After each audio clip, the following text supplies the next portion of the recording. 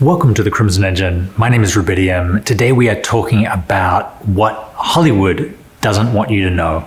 We're going to dive into all the sort of misconceptions and active disinformation that the big studios engage in, sometimes to help you enjoy movies more, sometimes to make their movies look more impressive than they are, and sometimes just to make money.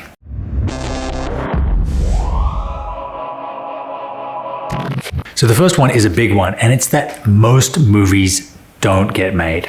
I would say less than 1% of the scripts that go into the Hollywood system, into readers and submitted to studios or written by people within the system, actually end up being films. All along the way, things fall off for a variety of reasons. And it's not just, people like you and me who are trying to break in that can't get their movies made.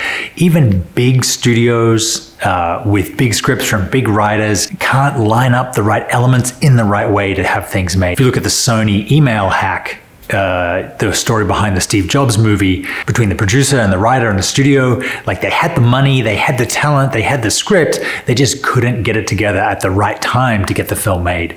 So that may be heartening for some people if you're still having trouble, because a lot of films have trouble getting made, but it's also disheartening because when you hear about movies, the people who've made them always talk about them in a way that they're inevitable. Like it was always going to get made, it was just a matter of time. That may be true, but do you still want to be making that movie when you're 90? Will you still be able to act in it? Will you still be able to direct it? Will you still be making films then? It really does pay to have lots of irons in the fire, lots of different projects that you're working on at different, stages of production, if you want to actually get something made. Number two is a really big one, which kind of dips into health and fitness, but the body transformations of both male and female actors on screen are in no means realistic. The human body, for the average person, can only put on around 0.5 pound to 1 pound of muscle a month. That's with really strict dieting, lots of managing of your macros, and working out every single day. To hear that people put on 25 pounds of muscle and lost fat in 6 weeks is naturally impossible, which means the actor used performance-enhancing drugs. And the idea that actors get absolutely shredded in their 40s and 50s and do it naturally is totally unrealistic. These people are on thousands and thousands of dollars worth of steroids.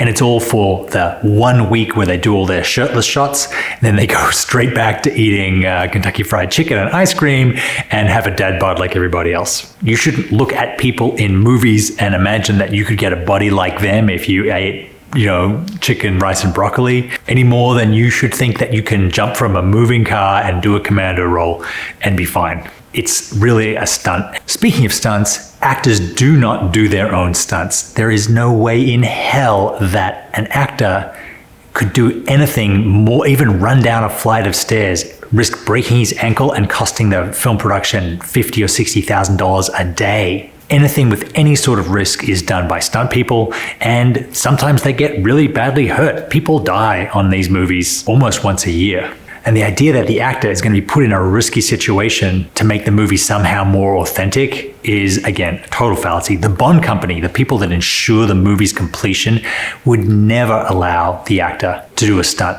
And if there is a stunt in the script, the first thing the Bond company asks when they take on the project is who's doing this stunt, how is it going to be done? And the idea that the actor just drives a car off a cliff or does anything is total fallacy. The possible exception is when the star is also the producer of the movie and they're the reason that the film is getting made. I am looking at you, Tom Cruise. He insists on doing some of his own stunts. Maybe he has some kind of crazy death wish. This happened on the last Mission Impossible movie where he wanted to jump from one building to another.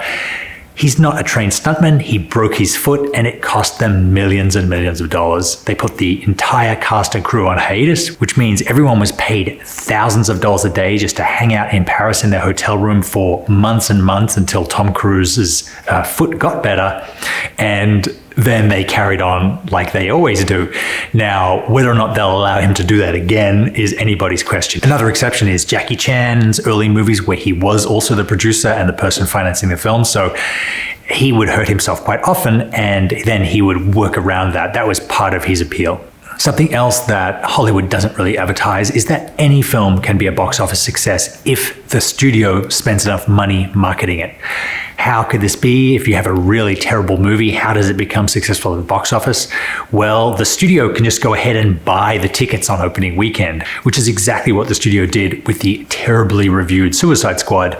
Their jobs were on the line if the film failed. It was the studio's money, not theirs, they were spending. They bought up to 30% of the tickets on opening night. So not only did they spend millions and millions of dollars making this movie, millions and millions of dollars marketing this movie, when no one was going to go see it on opening weekend and it was going to look bad for them personally, they went ahead and spent millions and millions of dollars buying tickets to their own film. Really what you're looking to do in Hollywood is make a film that can become a success at the box office without spending a lot of money to make it a success at the box office. So one that's an efficient business model rather than a wasteful business model. The last 2 points are kind of intertwined, but no one really knows how much a film costs to make, and no one really knows how much a film made, with the exception of maybe the head of the accounting department and the head of the studio.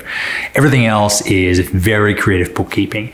One thing that we know for sure is that films don't cost anywhere near the amount of money that they're advertised that they do. The number that is given to the press on how much a film cost is just marketing. That's all it is. It didn't really cost that amount of money.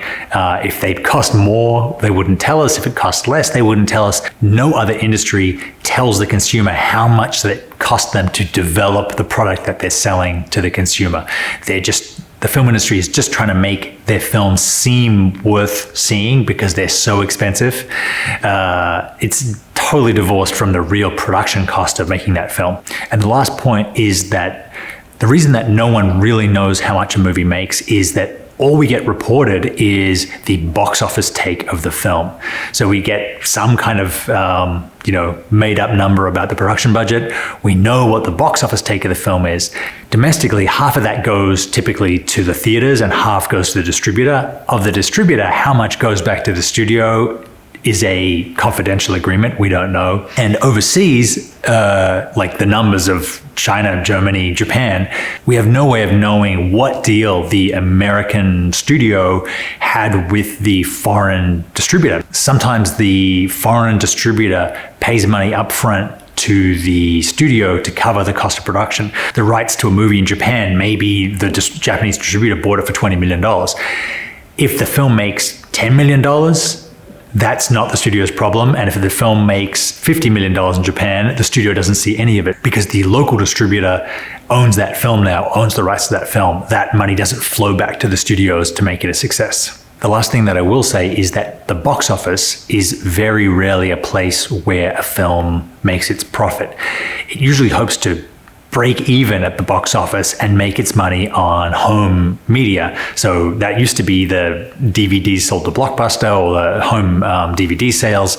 Now it's in streaming, in Netflix rights, in Amazon Prime rights, and those deals are totally confidential. We have no idea how much money, we know how much money Netflix is making in the aggregate. We have no much money how much they pay for particular rights to particular films. So we will never know if a film is successful or not. The only good indication of that is if the film has a sequel. If it keeps having sequels, it's probably making somebody money. Once it stops having sequels, then you can be sure that it's because the well has run dry.